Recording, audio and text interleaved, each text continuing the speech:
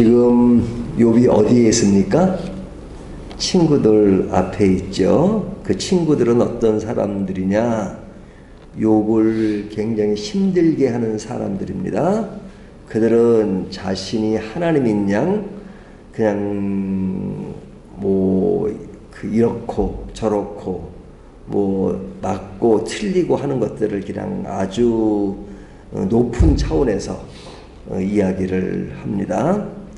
그러니까 굉장히 힘든 거죠, 욥이. 힘든 욥이 이런 친구들 앞에서 이 상황을 어떻게 대처해 나가는가 하는 것이 이제 오늘 본문에도 잘 보여주고 있는데요. 욥은 어떻게 대처하는가? 1절을 보면요. 욥이 대답하여 이르되, 친구들의 말에 지금 대답하는 겁니다.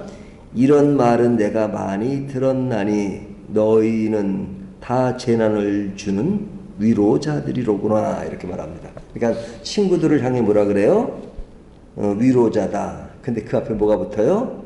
재난을 주는 위로자. 그러니까 위로자는 재난을 주는 것이 아니라 격려를 해주고 평화를 주고 그리고 평안함을 줘야 되는데 이들은 그 재난을 주는 위로자다, 이렇게 말하죠. 그러니까 친구들이 힘들게 하는 것에 대해서 욥은 그냥 마음으로만 삼키는 것이 아니라 자기가 느끼는 그것을 그대로 표현합니다. 그들이 나에게 재난을 주는 위로자다, 이렇게 자기 마음을 이렇게 숨기고만 있는 것이 아니라 표시는 해요. 그러면서 하는 말이 자신도 친구들, 너희들이 나에게 하는 것처럼 할 수 있다라고 말합니다. 그러니까 자기 감정을 표현하는 거죠. 4절을 보면 나도 너희처럼 말할 수 있나니 가령 너희 마음이 내 마음 자리에 있다 하자. 나도 그럴듯한 말로 너희를 치며 너희를 향하여 머리를 흔들 수 있느니라. 이 말은 뭐냐면 그들이 자신을 향해서 머리를 흔들고 그리고 그럴듯한 말로 치고 하는 그런 것이 그대로 있다는 거죠. 그러니까 나도 너희들이 나에게 하는 것처럼 그렇게 할 수 있다라고 말합니다. 그런 능력이 안 되거나 그런 말의 어떤 의미를 몰라서가 아니라 충분히 나도 너희가 하는 것처럼 똑같이 할 수 있다. 그러면서 너희는 나에게 재난을 주는 위로자다, 이렇게 말합니다. 그러니까 자기가 하고 싶은 말을 그냥 감추기만 하는 것이 아니라 이야기를 하는 거예요. 그런데 그 뒤를 이어가면 그들이 하는 것처럼 나도 할 수 있지만 그렇게 똑같은 상황으로 주고받는 그 이야기가 과연 이 문제를 해결할 수 있는가? 그러니까 욥이 지금 당하는 그 고통, 괴로움을 그냥 욥의 친구들이 하는 것처럼 똑같이 한다고 해서 욥에게 위로가 될 수 있느냐? 부분적으로는 그런 분노를 삼키는 것에는 조금 도움이 될지는 모르지만 근본적으로 그런 논쟁과 그런 말들이 오고 가는 것으로 이것이 해결될 수 없다는 것을 욥이 잘 알고 있어요. 그래서 욥은 이 문제에 대해서 그냥 끝까지 그들과 논쟁하는 선에서 끝나지 않습니다. 6절을 보면 내가 말하여도 내 근심이 풀리지 아니하고 잠잠하여도 내 아픔이 줄어들지 않으리라, 이렇게 말하죠. 그러니까 내 감정은 표시하지만 그러나 이것을 끝까지 해서 너희를 말로 누르거나 그렇게 될 문제가 아니고 또 너희가 또 내가 말로 누른다고 해서 또 눌러지는 사람도 아니고 너희들도 계속 공격할 것이고 서로 그런 말들이 오고 갈 뿐이지 그냥 나에게 오는 그 상처가 해결될 수 없다. 그러니까 그 한계를 아는 거죠. 이것이 욥의 문제뿐이겠어요. 오늘날 우리들도 보면 인간관계에 있어서 참 말이 안 통하는 사람들 있잖아요. 말이 안 통하는 사람들이 그냥 계속 말도 안 되는 것을 가지고 공격을 해오거나 그러면 참 나도 그같이 똑같이 할 수 있지만 어떨 때는 아이고 예수 믿는 것이 무엇이기에 그냥 참는다 참어 예? 그리고 그냥 넘어갈 때가 있잖아요. 어떤 사람은 그냥 속에는 막 불 끓는데 그 전혀 말을 못하는 경우도 있잖아요. 그리고 혼자만 그냥 고통스러운 거죠. 하지만 조금 이런 그 신앙을 떠나서 좀 건강을 유지하는 방법 중에 하나는 너무 그냥 혼자만 끙끙 앓는 건 좋은 방법은 아닌 것 같아요. 그러나 그 사람을 공격하거나 하는 것은 조심해야 되지만 그러나 내 감정은 어느 정도 표시하는 것이 필요하다. 욥의 모습에서는 그런 것이 있어요. 욥은 이렇게 그냥 다 그냥 혼자 뒤집어 쓰고 있지는 않아요. 그냥 하고 싶은 얘기는 해요. 그러니까 친구들에게 너희들은 재난의 위로자다. 그리고 나도 너희처럼 할 수 있다. 하지만 그 문제로 너희가 똑같이 한다고 해서 그 문제가 해결되지 않는다라고 말하는 거죠.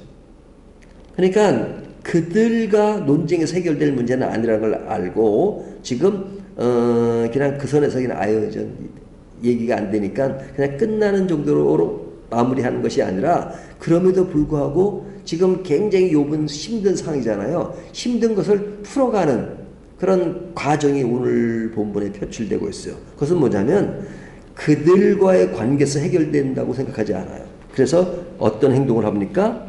실제로면 이제 주께서 나를 피곤하게 하시고 여기 보면 이제 주께서 방향을 어디로 바꿔요? 친구들과 관계에서 지금 그 시선을 어디로 바꿉니까? 하나님으로 바꾸는 거죠. 그러니까 하나님을 향해요. 이제 주께서 그러죠. 하나님을 향합니다. 그리고 하나님께 자기 마음에 있는 그것을 있는 그대로 호소합니다. 늘 반복하죠. 자, 하나님 앞에 이제 이 문제를 가지고 나가는 겁니다. 사람으로서는 그냥 자기 감정 정도 표시하는 것으로 끝내버리고 하나님 앞으로 나아가요. 그리고 하나님 앞에 나가서 하는 이야기가 뭐냐. 7절부터 9절까지를 보면 7절 나로 피로하게 하시고 나의 온 집안을 패망하게 하셨나이다. 지금 누구에게 하는 말입니까?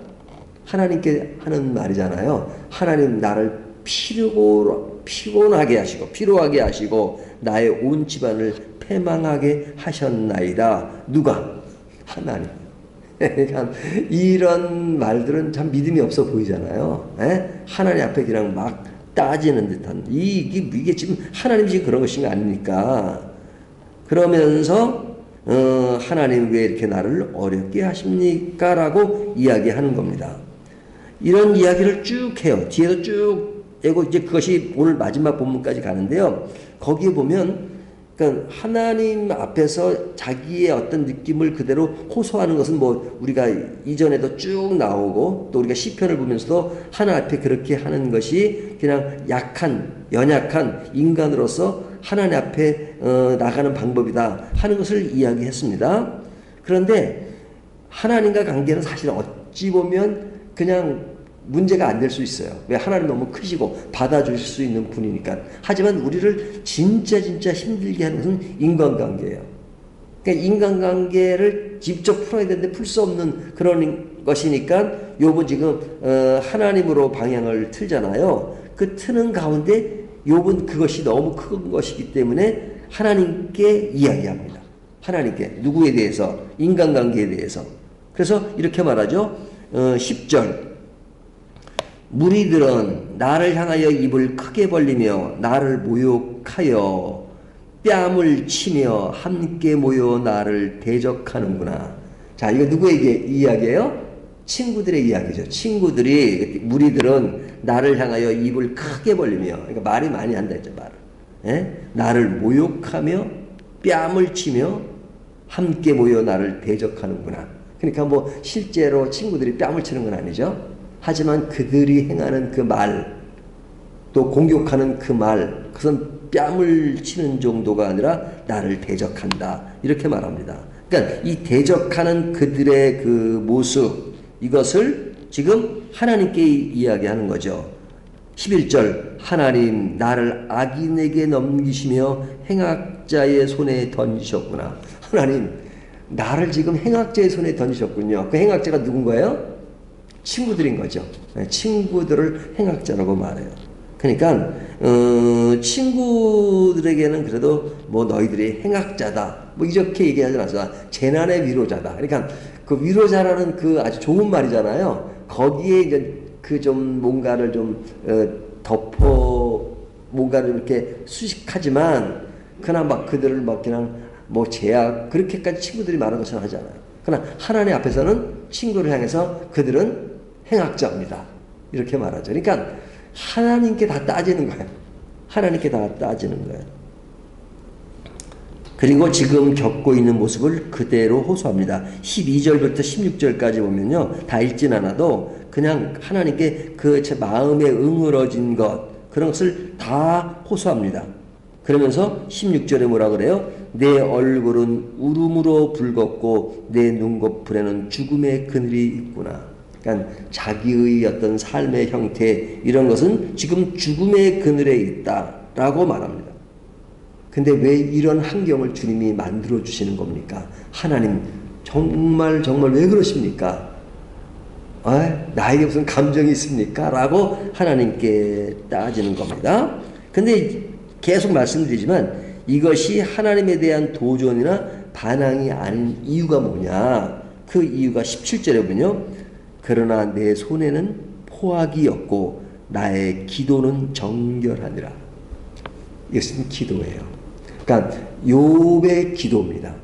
기도로서 기도라는 것은 단순히 내가 무릎을 꿇고 하나님께 뭔가 아랜다는 선으로 끝나는 것이 아니라 하나님과 나의 관계가 기도하는 관계라 이거죠. 하나님은 나의 말을 듣고 또 나에게 응답하시고 하는 그런 하나님과 나와의 자녀와 아버지의 관계로서 대화하는 것이 기도잖아요. 그러니까 아버지와 자녀의 관계로서 나는 기도하는 관계로서 하나님 앞에 내가 지금 응어리지고 또 하나님의 어떤 면에서는 원망스럽고 하는 것들을 여과 없이 아뢰는 것. 그것이 기도입니다. 그러니까 나의 기도는 정결하니라. 또 이런 말 들으면 친구들이 네가 정결해? 뭐 이렇게 또 따질 거 들 거예요. 하지만 그런 말이 안 통해요. 그들과는. 하지만 하나님 앞에는 이야기해요. 하나님 내가 무슨 큰 죄를 지었기에 나에게 이런 고통을 주십니까? 라고 말합니다.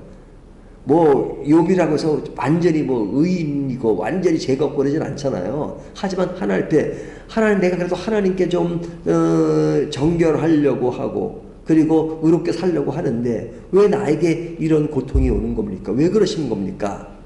죄가 없다는 것이 아니라 나는 의도적으로 그러지 않음에도 불구하고 나에게 이런 일이 왜 옵니까? 라고 여과 없이 그 이야기를 하고 있죠. 자, 그렇다면 욥의 친구와 욥의 차이점은 뭡니까? 얼뜻 보면 욥의 친구들이 신앙이 좋아 보여요.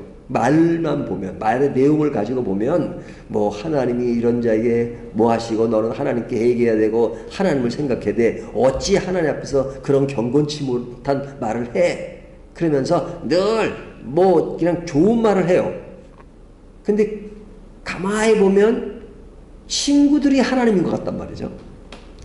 그러니까 이곳에 보면 친구들은 하나님이 아니잖아요. 근데 본인들이 하나님 것 같은 느낌을 줄 정도로 하나님의 위치에서 자신들이 하나님인 양 욥에게 얘기해요. 딱 하나님의 입장에 서가지고 뭐 너는 이게 문제야. 이것은 잘못됐고 이래서 재앙을 받는 것이고 그런데 너는 경건하지 못하고 그리고 이렇게 원망만 해. 하나님 앞에 대들어. 그래서 자기들이 마치 하나님인 양 단정하고 판정하고 공격하는 것이죠. 이게 굉장히 무서운 겁니다. 내가 하나님이 되어버리는 것. 이게 큰 죄악이잖아요. 그런데 하나님의 이야기를 많이 하지만 이렇게 보면 하나님과는 거리가 멀죠. 하나님과는 거리가 멀어. 그냥 하나님과 어떤 그런 자녀와 아버지의 관계로서 얘기하는 것이 아니라 하나님의 그 이름을 그냥 인용하고 하지만 그런 하나님과 어떤 긴밀한 친분 관계에서 행하는 말하는 그런 것이 느껴지지 않잖아요. 멀리 있는 하나님을 갖다가 자기 필요에 따라서 자신들이 하나님인 양 이야기하지만 하나님과 거리가 멀어 보입니다. 하지만 욥의 모습을 보면 그냥 그 뭐 좀 이 친구들이 말하는 것처럼 좀 함부로 말하는 것 같고 하나님께 막 대드는 것 같고 하지만 하나님과의 관계가 어떻게 느껴집니까? 그게 달라붙어 있는 것처럼 느껴지잖아요. 예? 하나님과 어떤 친근한 관계. 예? 그러니까 다시 말하면 예를 들면 앞에 친구들은 그런 남남인 관계에서 그냥 한쪽을 높이 올리는 그런 모습이라면 욥은 자녀와 아버지의 관계지만 아들이 아버지에게 투덜거리는 거 있죠. 아빠, 내 아빠 맞아? 에? 아빠는 왜 나한테 이렇게 힘들게 해요, 아빠? 하고 아빠에게 막 대드는 것 같지만 그러나 그 관계는 어떤 관계예요? 굉장히 친밀한 관계죠. 친밀한 관계죠. 그래서 친밀한 관계에서는 이런 말들이 통할 수 있어요. 하지만 친밀한 관계가 아니면 되게 예의를 차리잖아요. 친밀한 관계가 아니고 이런 얘기하면 완전 싸움이 벌어지죠. 하지만 친밀하지 않은 관계에서 그냥 예의를 갖추는 것을 보면은 아주 그냥 뭐 서로에게 뭐 이렇게 예의 바른 것 같지만 그러나 친밀도는 없는 거죠. 하지만 욥과 하나님의 관계는 친밀한 관계 이겁니다. 이 관계를 모델로 보여주는 이유가 뭐예요? 우리와 하나님의 관계가 그런 관계라는 거죠. 욥이 하나님을 의식하는 관계가 우리들의 모습이어야 된다 이거죠. 왜? 우리가 하나님의 자녀니까. 그러면 우리들이 이 말씀을 통해서 교훈받아야 될 것은 뭐냐면 욥과 같은 그 정도의 극한 상황이 아닐지라도 우리의 삶의 영역에서 늘 어려움을 겪고 있잖아요. 근데 어려움을 겪는 모습 속에서 늘 하나님을 찬양하고 그러면 얼마나 좋겠어요. 예? 어떤 고통과 괴로움이 와도 하나님 찬양합니다. 할렐루야 이렇게 말하면 좋겠지만 그럴 수 있는 인간이 얼마나 되겠냐 이거죠. 근데 우리 애들의 티칭 속에 우리들의 강서는 그러면 안 돼. 하나님께 그렇게 하면 안 돼. 그건 불경건한 것으로 이야기하고 그것은 믿음이 없는 것으로 이해할 때가 많잖아요. 하지만 욥기의 첫 시작은 욥이 믿음이 없다거나 또 불경건하거나 그렇게 시작하지 않아요. 전제가 뭐냐면 그는 정직한 자고 경건한 자고 하나님의 의로운 자라고 말씀하고 있어요. 그 의로운 자의 어떤 삶의 형태, 괴로움이 왔을 때, 고난이 왔을 때 그것을 어떻게 대처하느냐 하나님께 다 털어내놓고 하나님께 자신의 감정을 여과 없이 노출하면서 하나님께 기도하는 것이에요. 그 기도의 내용은 반항하는 것처럼 보이지만 그러나 그런 것이 신앙의 아름다운 모습이다 이렇게 말하는 거죠. 그래서 우리들의 신앙이라는 것은 이렇게 살아있는 그런 하나님과 나의 관계 속에서 그냥 부모와 자식 간에 엮어지는 이야기처럼 이렇게 가고 있지 그냥 막 하나의 신을 만들어 놓고 감히 도달할 수 없는 그런 신적 관계에서 그냥 그 하나님 앞에서는 그냥 완전히 막 그냥 항상 그냥 뭘 외치고 하는 그런 것이 아니란 말이야. 독백하면서 그대는 크신 분이요 뭐 이방 우상들이 하는 그런 것 같지 않단 말이죠. 그러니까 신앙이라고 하는 것은 의로운 척하는 것이 아니라 삶을 그대로 묻고 하나님과의 관계와 교제를 이어가는 것 이것이 신앙인 것을 오늘 본문이 보여주고 있습니다. 그렇기 때문에 하나님 앞에서 정직한 것이 필요하고 그리고 인간관계에서 늘 힘들게 하는 사람들 앞에서 그들과 직접 부딪힐 수 없는 한계에 있지만 그러나 그 손에서 나의 감정을 표출하는 정도로 끝나지만 하나님 앞에서 하나님 저 친구 때문에 죽겠어요. 에? 그러니까 어떨 때는 하나님 저 친구 그냥 그냥 좀 그냥 어떻게 할 수 없을까요? 라고 말하는 거. 그러니까 결국은 이겁니다. 하나님과 풀어라 이거예요. 예? 하나님과 풀어라. 인간과의 푸는 것은 한계가 있어요.